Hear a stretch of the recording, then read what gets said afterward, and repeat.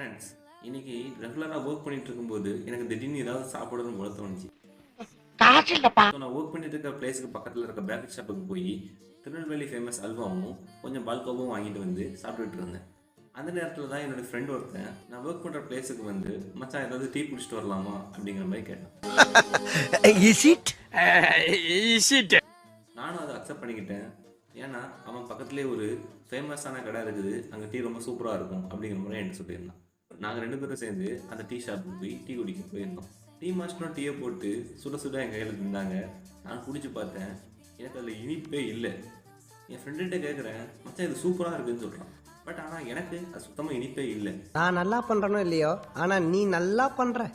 என்னடான்னு யோசிக்கும் போது அப்போ தான் திருநெல்வேலி ஃபேமஸ் அல்வாவும் பால்காவும் சாப்பிட்டதால எனக்கு அந்த இனிப்பு சுத்தமாக உணர முடியலை. நான் அதிகமான ஸ்வீட் சாப்பிட்டதால என்னால் எப்படி அந்த ஃபேமஸ் டீயோட டேஸ்ட்டை ஃபீல் பண்ண முடியலையோ, அது மாதிரி நம்ம அதிகமான டைம் சோஷியல் மீடியாவில் ரீல்ஸ் கன்சியூம் பண்ணும்போது அதனால் ஹிட் ஆகிற டோபமைனால் நம்மளால் சுற்றி நடக்கிற எந்த ஒரு சந்தோஷமான விஷயத்தையும் ஃபீல் பண்ண முடியாது. எப்போ நம்ம இந்த சின்ன சின்ன சந்தோஷத்தை கூட ஃபீல் பண்ண முடியலையோ அப்போ தான் இந்த லைஃப் நம்ம ரொம்ப போரிங்காக வாழ்கிறோம். இதெல்லாம் நம்புற மாதிரி அங்க இருக்குது. ஆரம்பத்தில் நானும் தான் நம்பினாதான் சோறு போடுன்னு என் தாத்தா சொன்னாரு. அதுல இருந்து நம்பிட்டேன். நீங்க சாப்பிட்றீங்களா இல்ல? உண்மைதான் நம்புறேன். உனக்கு தெரிஞ்ச புள்ள வாங்க.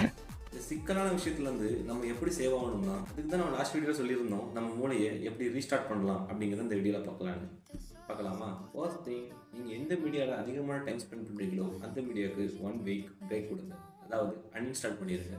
அது யூடியூபாக இருக்கலாம், இன்ஸ்டாகிராமாக இருக்கலாம், நீங்கள் விளையாடுற கேம்ஸாக இருக்கலாம், எதுவாக வேணா இருக்கலாம். எந்த மீடியாவில் நீங்கள் அதிகமாக டைம் ஸ்பெண்ட் பண்ணுறீங்களோ அதை அன்இன்ஸ்டால் பண்ணிடுங்க. ஜஸ்ட் 1 வீக் தான். செகண்டு, சோசியல் மீடியா யூஸ் பண்ணாத அந்த எம்டி ஸ்பேஸை எப்படி ஃபில் பண்ணலான்னு பார்க்கலாம். சில வருஷத்துக்கு முன்னாடி நம்ம கையில் ஸ்மார்ட் ஃபோன் வரதுக்கு முன்னாடி நம்ம டைம் எப்படி நம்ம கழிச்சோம் அப்படிங்கிறத யோசிச்சு பார்க்கலாம். நான் என்ன செஞ்சேன்னா, சின்ன வயசில் என்கிட்ட ஸ்மார்ட் ஃபோன் இல்லாத டயத்தில் ஏதாவது ஒரு புக்கை எடுத்து எனக்கு என்ன தோணுதோ அதை எழுதிக்கிட்டே இருப்பேன். யாரா நீ இவ்வளவு டேலண்டடாகிற? என்னவா வேணா இருக்கலாம், எனக்கு என்ன வேணா தோணிகிட்டே இருக்கும். கற்பனை உலகத்தில் நான் உள்ளுக்குள்ளே போயிருவேன்.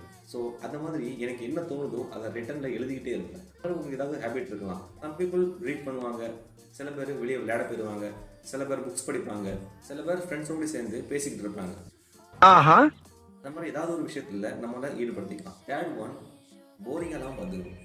அதாவது அந்த எம்டி ஸ்பேஸில் ஏதாவது ஒரு ஆக்டிவிட்டிஸ் செய்யும்போது அது உங்களுக்கு போரிங்காக இருந்துச்சுன்னா பிளான் பி ஏதாவது ஒன்று ரெடியாக இருக்கணும். இப்போ நீங்கள் அந்த எம்டி ஸ்பேஸில் ஏதாவது எழுதணும்னு நினைக்கும் போது அது தடைப்பட்டு போச்சுன்னா பிளான் பி ரெடியாக இருக்கணும்.